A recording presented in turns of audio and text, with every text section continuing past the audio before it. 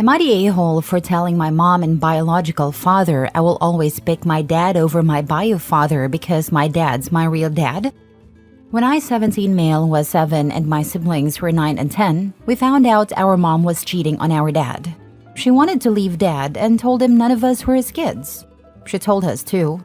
She said the guy she was leaving to be with was our real dad and that we should all be a family. Dad said we were his kids and that we'd do DNA tests, but it wouldn't change how he felt about us. My siblings got lucky. Dad was their biological father. But the other guy turned out to be mine, which really messed me up because I hated knowing I was connected to this random dude. Mom got what she wanted by having at least one of us be this guy's kid. I know she'd have preferred all of us, but even just me seemed to make her so happy. Dad was on my birth certificate and fought to have 50-50 custody of me, just like he had with my siblings. I think my siblings being biologically his worked in our favor with the judge deciding on this unusual custody battle and Dad sharing custody of all 3 of us. My mom and Vince fought the decision and they got a guardian ad litem involved, as well as someone from CPS or another agency. The decision stayed the same. It was agreed that this was the best outcome for me by the new people involved. Mom and Vince did everything they could to try and win me over to Vince. And they tried with my siblings too, but mostly with me, since Vince didn't really care about my siblings because they weren't his biological kids. None of us wanted to be with them, but we had no choice. We didn't make it pleasant for them, and I never tried to accept Vince as my dad. That was something Mom told me I should do, but I always replied that I already have a dad, and Vince would never be him. I never chose Vince over my dad, even though Vince has tried very hard to create our thing with me. I was always clear that I wasn't giving him a chance. It's a fight that has never ended. I tried to use this argument a year ago to get a judge to allow me to stay with Dad, but he ruled that I have to keep going until I'm 18, or Dad could face fines or lose custody. I might stop going a month before I turn 18 since they wouldn't be able to take it before a judge in time, but I also might keep going for Dad's sake. I don't want him punished any more than he already has been. His wife cheated on him, and he found out one of his kids isn't biologically his. Mom and Vince brought it up again last week. Vince had wanted me to go on a fishing weekend with him, and I didn't go. He got upset, and Mom was upset on his behalf. They said I'd go for Dad, and I said, yeah. Then they said I always pick Dad over Vince. I said, yes. They complained, and I told them I always will because Dad is my real dad, not Vince. I said Vince will never be my dad. I told them they can't change how I feel. I said they blew up my life when they made me biologically not my dad's, and I would never forgive them. I also said I'm not a toy Vince can take out whenever he feels like it. They tried to lecture me about it, but I walked away. I kept walking away when they started saying how crappy I'm being. Am I the a-hole? Now for the top comments. Not the a-hole. You're handling this appropriately and very maturely. In no ways are you the a-hole. It's very commendable how he's handling the situation. OP's mom and Vince are trying to guilt trip him into a relationship he doesn't want. His loyalty to his dad is completely justified given how much he's done for him. Not the a-hole. Sometimes DNA means nothing. In some cases, Dad is the one who raised you, not the sperm donor. Of course that's not true all the time, but in your case it is. My wife's son chose me at 7 years old. He took my name and all I stand for. He tells everyone he's Scots-Irish. He's 100% Mexican. He's 50 now and sticking to his guns. Not the a-hole. Tell your mom she should be proud you have chosen to align with and emulate your dad versus her chosen partner. Most parents would be thankful their children are taking the ethical high ground instead of the path of least resistance. It sounds like your mom was cheating on your dad for over 10 years and then used it as a weapon to hurt your dad and try to punish him for her mistakes by removing access to his kids. She sounds spiteful, selfish, and like an emotionally unhealthy person. Next story. Am I the a-hole for not wanting to go to my stepdad's funeral? I, 20 female, recently found out my stepdad, James, passed away. And honestly, I don't want to go to the funeral. My mom and some of my family are all over me about it, saying I'm being selfish and disrespecting the dead, but I just can't bring myself to go. James married my mom when I was 7, and from day one, he made it clear he didn't want me around. He would call me a burden and say I ruined his life by trapping my mom. I swear the man only saw me as a maid or free childcare. While my mom worked long shifts to keep the house running, James would sit around barking orders at me. I wasn't allowed to be a normal kid. No friends over, no hobbies, no school activities, because there was always something I had to clean or fix. And God forbid I didn't do it perfectly. He'd yell, call me lazy, and sometimes even throw things to prove a point. It got worse as I got older. By the time I was 15, I was cooking every meal, scrubbing the house top to bottom, and basically raising my little brother. My mom would just say things like, it's his way of showing love, or his trust. The day I turned 18, I left and didn't look back. I got my own place, worked my butt off, and started building a life for myself.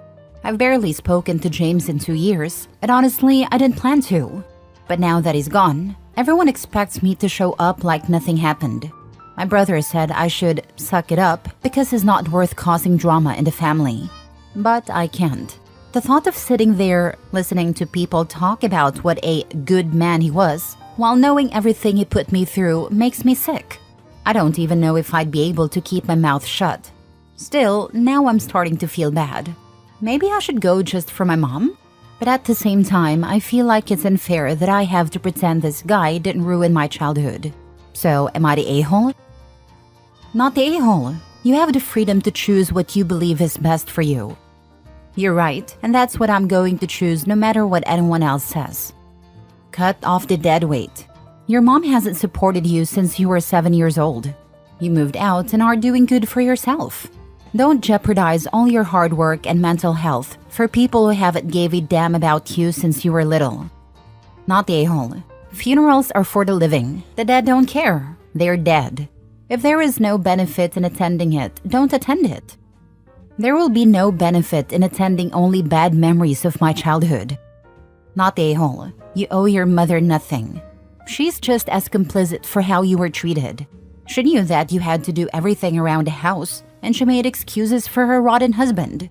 Time to make your excuses and not to go to the funeral. She never took my side and never protected me like a mother should do. Might be time to go low or no contact for a while. Best thing I ever did for myself. Maybe you're right about going no contact with the rest of them. Next story. Am I the a-hole for inviting my grandparents to see me get an award, but not my parents and step-parents?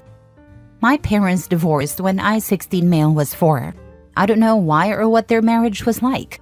What I do know is that their divorce has been very competitive since they remarried other people.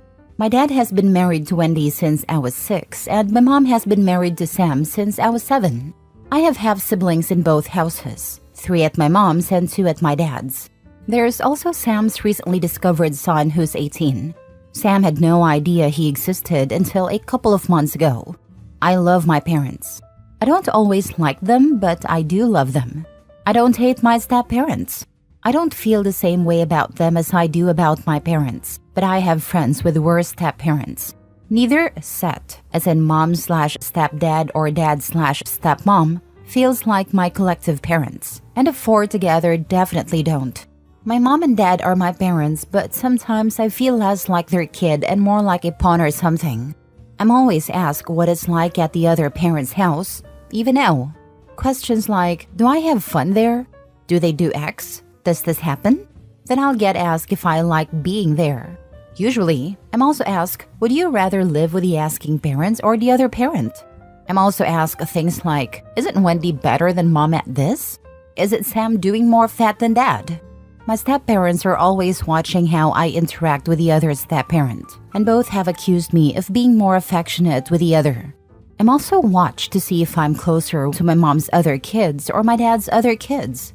When they're all in the same room, they sometimes argue over who my actual parents are. My mom's side of the family is a lot like my parents and step-parents. They talk about how I should be a mama's boy and how they're surprised I didn't choose to live with mom and Sam more. My dad is an only child, but his parents, they're the best support I could ask for. They let me vent about all 4 parents, and they've spoken up for me to both mom and dad before. They always tell me I don't need to pick sides and that it's okay if I don't feel great with either. They've said it shouldn't be that way, but it's on the adults who didn't provide me with healthy environments, not on me. Whenever there's a debate over who takes me to art or game development classes or anything related to those, I call my grandparents for help. So when I found out I was winning an award for my game development class, my grandparents were my first choice to invite, and they ended up being my only choice. My parents had no idea it was anything other than a typical class. My grandparents took me out to celebrate afterward. It took 2 weeks for Mom and Wendy to notice the photos of the awards on Facebook and realize what had happened. Now Dad and Wendy and Mom and Sam are angry that I invited my grandparents instead of them. Am I the a-hole? Now for the comments. Not a-hole. Your grandparents sound like caring, supportive, and wise people. Your parents sound like typical divorced, remarried adults who often behave more like children. I think you made a right decision about who to invite to the award ceremony. They're the ones who always step up when you need to be driven to this extracurricular activity. Inviting them to attend was a respectful and thoughtful way to honor them. Now, if it were your high school graduation, I might not be quite so quick to agree. But in this case, I think what you did was entirely acceptable. In the future, you might consider doing your parents the courtesy of letting them know beforehand what is going on and that you plan to invite just your grandparents. At 16, you're approaching adulthood, and it's expected that you exhibit some independence in certain areas. Handling things like this is a good start. Stay close to your grandparents. They sound like good people. They've been around for a while and often have good advice to share and interesting stories to tell. I didn't want them to show up and ruin it anyway. That might not be the best reason not to say anything beforehand, but I know they would just see it as a reason to show up, and then they'd fight over me again. They could have gone without me inviting them since tickets weren't required or anything. I'm seriously considering skipping my graduation ceremony in a couple of years. I could collect my diploma early like some kids do, and just skip the whole event since it would probably be more stressful than enjoyable for me. My parents and step-parents aren't great at being supportive in the moment because they're too busy fighting and competing for me. It makes me wish I didn't live with any of them. My grandparents are amazing. They tell cool stories and seem to have reached a level of maturity that I'm not sure either of my parents or step-parents will ever reach. Jesus, your life sucks. Good news is you have awesome grandparents. Just 2 more years of being a minor and you are free to carve out the life you want and know the persons you don't want to be. My life could be worse, and I totally understand that. But it sucks being caught in the middle where you have to ask whether any of the 4 actually care about me or whether they just dislike each other so much that I am an easy pawn. Last story. Am I the a-hole for declining to bring my half-brother, shared mother, to family functions on my father's side? This is an old issue between me, 40 male, and my family, but it's been brought up again due to some current family drama.